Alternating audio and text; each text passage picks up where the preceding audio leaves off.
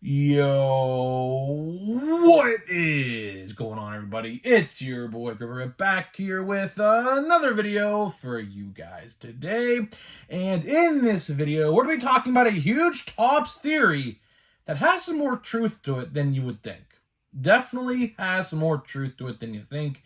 Interesting topic of discussion today in this video, so hopefully you guys enjoyed. But before we get to that, thank you guys so much for joining me on this video today. Can we get a minimum of 100 likes on today's video?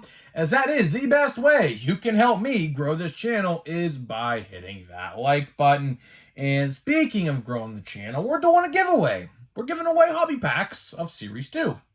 All you gotta do to enter is be publicly subscribed, like this video, turn on the post notifications for all the content on the channel, comment to your all-star representative is on your favorite team, and last but certainly not least, go subscribe to the new channel.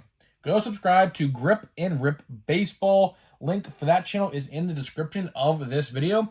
Let's try to get this channel to 7,000 subscribers, and let's try to get the new channel to 1,000 subscribers. So when we do that, I will give away the packs of Series 2. And you have to be subscribed to the second channel because that is where I will be picking the winner from. So if you think you can pull one over on me and try to not subscribe to that one, well, I'm going to view that subscription list and pick a winner from that subscription list. So gotta do all the rules. Gotta do all the rules. That's how you enter. You know, I make sure when I do the giveaways and I check, I make sure everyone does the rules to be entered. I check every single person.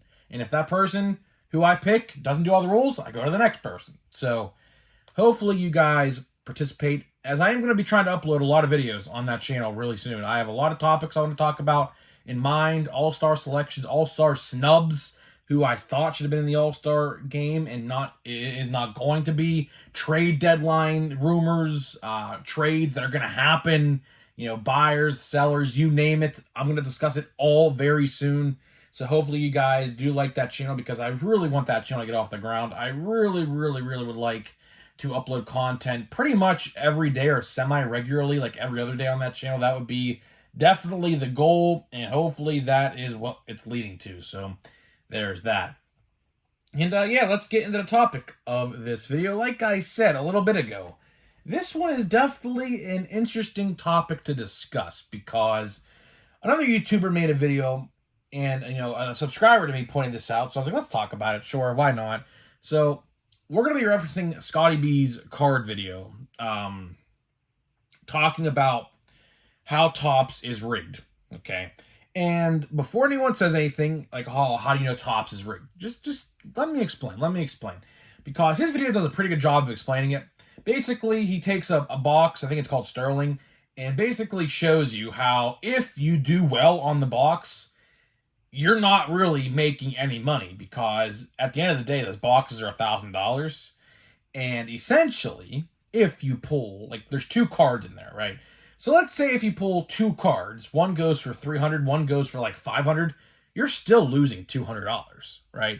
And it brought me to a good discussion. And I was saying to myself, you know, is Topps, you know, quote unquote rigged? You know, is the sports card industry rigged?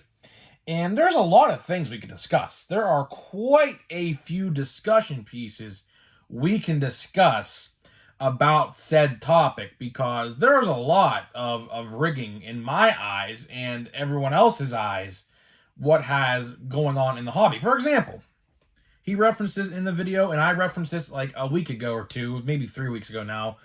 The CEO of Fanatics was sitting there with a soccer player of who name, I don't know who he is. So the CEO of Fanatics pulls a Mike Trout quad relic or something like that, quad auto relic, something like that. And the soccer player pulls a chaser card from the set, a Jackie Robinson cut auto 1/1, right? So if you don't think that CEO of Fanatics knew that those cards, both of them, were in said each box, you're crazy. Because I could guarantee you right now, out of a million different boxes they could have chose from, those are the two cards that were in those two boxes. I find that particularly pretty funny because there's some boxes out there that aren't so good.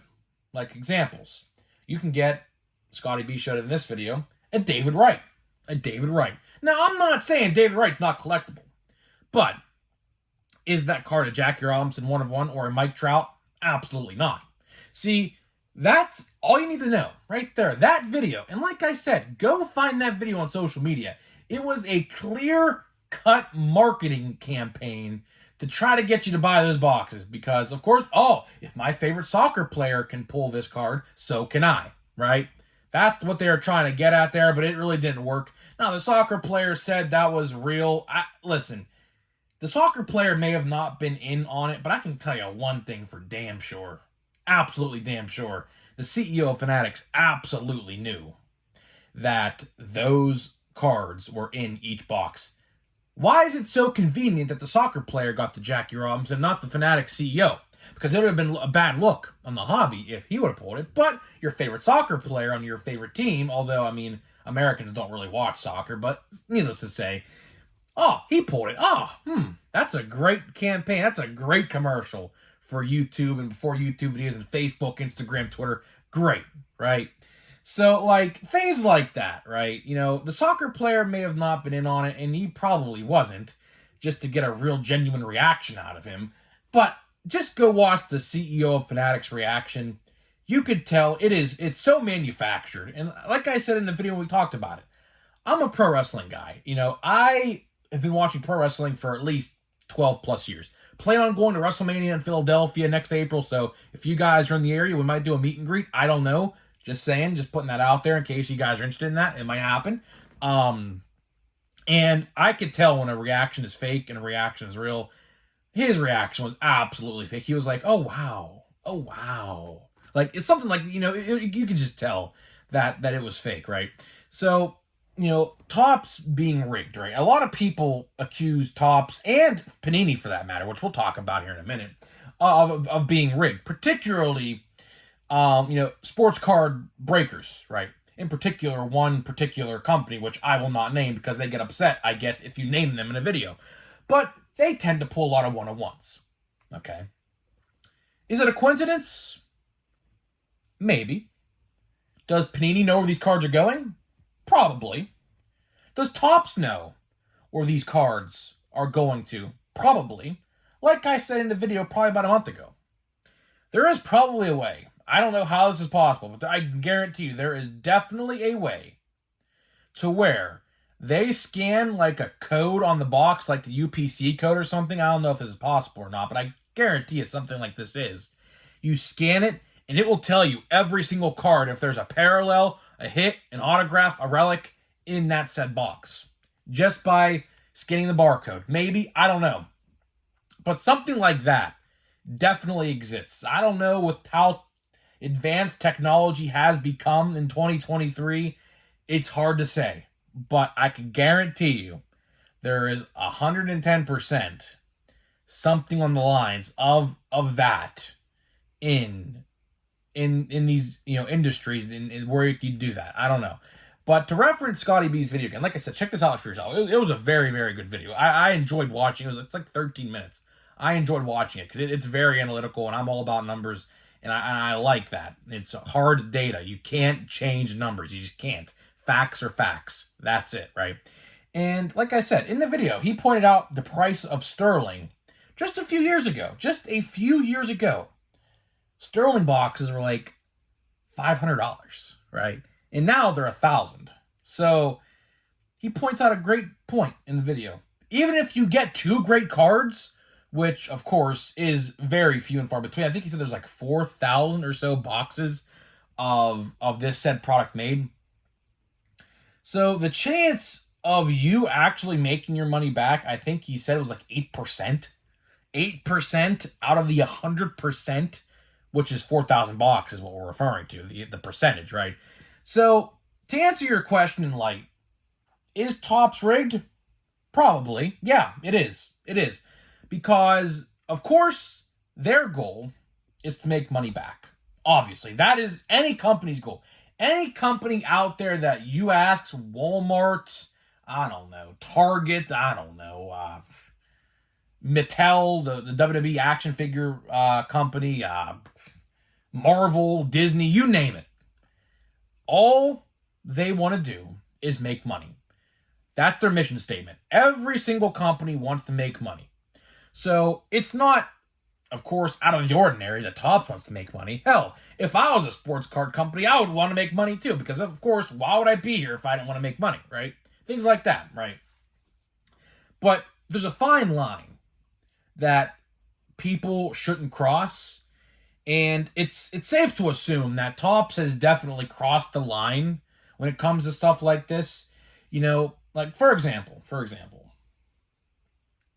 example, Bowman, this past Bowman, the Drew Jones 1/1 Superfractor, okay?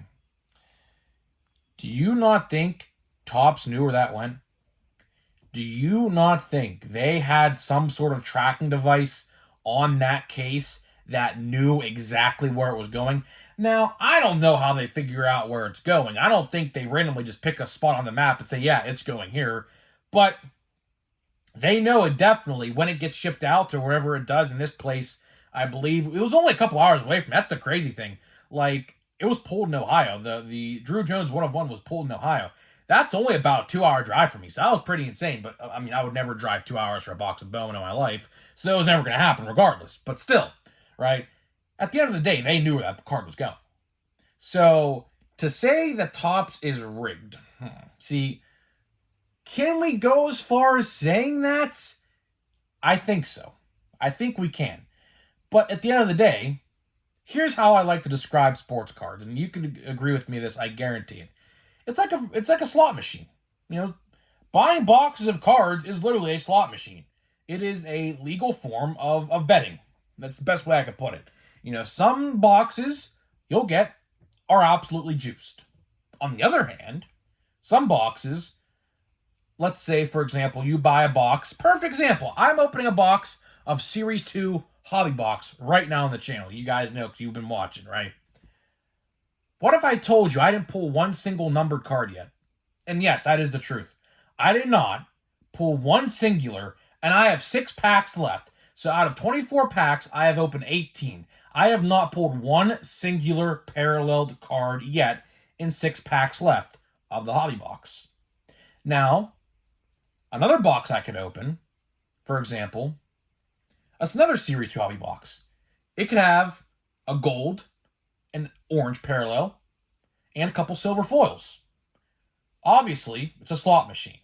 Sometimes you'll spend $100 and get jack shit back.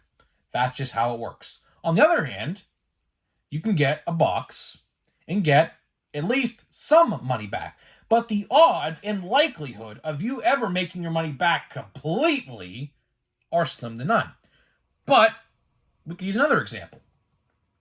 Bowman Blaster Boxes. Bowman Blaster Boxes were the talk of the town for at least 2.5 months. They still are. I still see some Bowman Blasters. Not as many, no more, because I think the time frame for them to be stocked is done, at least in my area. My area, of course, as you guys know, doesn't sell out of a lot of product, but I'll tell you one thing. Bowman sold tremendously well in my area.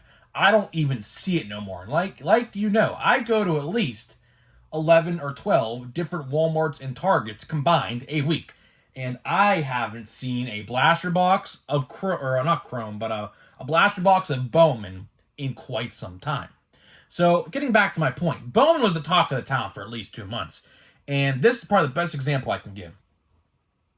Bowman blasters were absolutely juiced to the gills. Absolutely juiced. You guys saw it on my channel. We pulled 2 autographs, one which is worth $300. And Manuel Beltre, Adrian Beltre's son. It's a yellow out of, I believe, 50. It is 300 plus. I don't remember the exact amount. It could have gone up by now. It could have gone down. I don't know. I haven't checked the price in a while. But you're getting where I'm going here, right? Some boxes, you'll get your money back. Some boxes, you'll get nothing back. And some boxes, like the one I bought, can just give you a lot back. But here is what I'm getting at with this video. And hopefully you guys are following along, because this is an interesting topic. It's hard to explain. You just have to see it, right? If you buy the cheaper boxes and pull something like that Manuel Beltre I pulled, you're in the green. But if you buy a jumbo box of Bowman, which I believe was like $500, and pull that said same Manuel Beltre, you're still losing $200. Just think of it like that. Think of it like that. Now, of course, that's not the best example in the world, because retail sports cards, as you guys know, and we even talked about this just 2 days ago, retail sports cards are the worst example for this, because the odds in particular this year and last are so astronomical, so to the point where, you know, anything in retail, even a numbered card in retail in today's world, is a W.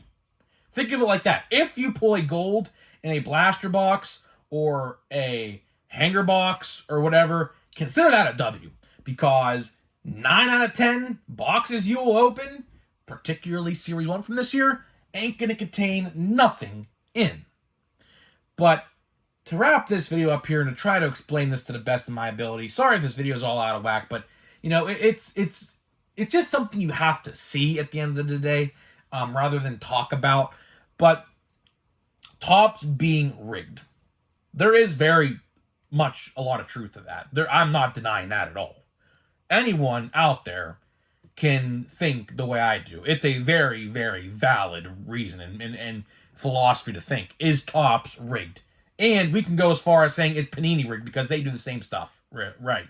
So, you know, we could all agree on that as well. So, you know, it's just interesting. It's just an interesting discussion, because this was brought up, and of course we did talk, you know, not too long ago about the CEO of Fanatics and the soccer player, the one-of-one Jackie Robinson cut autograph. It wasn't too long ago we talked about that, and I found it interesting. He actually brought that up in his video as well, because it rings true. It very much rings true. Do you not think he didn't know where those cards were in those boxes? How is it that he knew those were in there? All the boxes look the same. How did he know they were in there? That's why I brought up the point earlier in the video. They must have some way to search what's in each box. They must have to. They absolutely must have to. It might be a UPC code. I don't know what it is. It might be a code in the box, because let's see, for example here. This box is open. For example, well, this box actually, does it have it? Let me see here. Yes. So if you open the tab on the inside of the blaster box, you'll see this code. Now, I can't tell what that number is because it's all smeared off. But I'm telling you right now, there is definitely some way that they can tell what is inside each box. I don't know how. I wish I knew how. But that's something probably they only know about. And Panini. Panini probably has the exact same technology. Probably do.